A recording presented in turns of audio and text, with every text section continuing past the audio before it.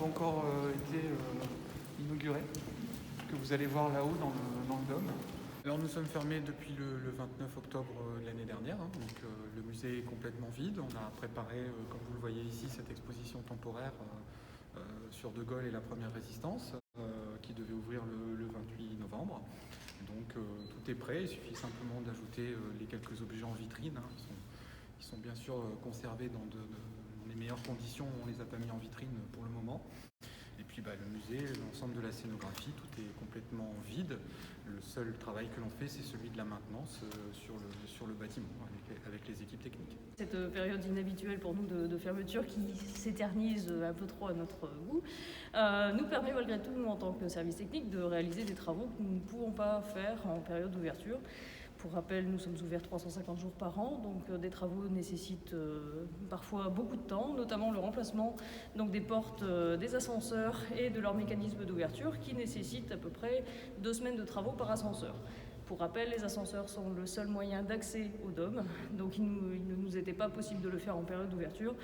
Le seul point positif de cette période de confinement et de fermeture des établissements, c'est la réalisation dans de meilleures conditions des travaux sans stress et sans contrainte de temps. Un musée, on aime et on travaille pour le voir le plus fréquenté possible, hein, dans la mesure du possible bien évidemment.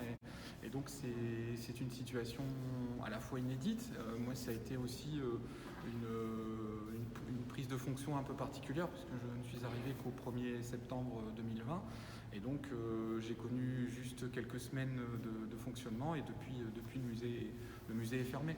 Mais c'est vrai que pour les collègues c'est un crève-cœur, on peut le dire. On essaye de garder le contact aussi par le numérique, hein, sur les réseaux sociaux, par le site internet, on fait beaucoup d'activités. Mais on aimerait bien revoir du public en vrai et pas en virtuel. Habituellement, c'est vrai que la coupole accueille à peu près 140 000 visiteurs sur une année normale, hein. C'était à peu près la moitié en 2020, hein, puisque la coupole a été ouverte que 6 mois sur les 12. Habituellement, c'est 350 jours de fonctionnement à l'année, donc on s'aperçoit que c'est juste 15 jours de fermeture technique en début janvier. C'est un site qui a donc l'habitude de fonctionner tout le temps. Et on a, bon an mal an, il y a 60 000 visiteurs en groupe par exemple, dont la moitié sont des scolaires et qu'on n'a plus du tout bien évidemment depuis la fermeture.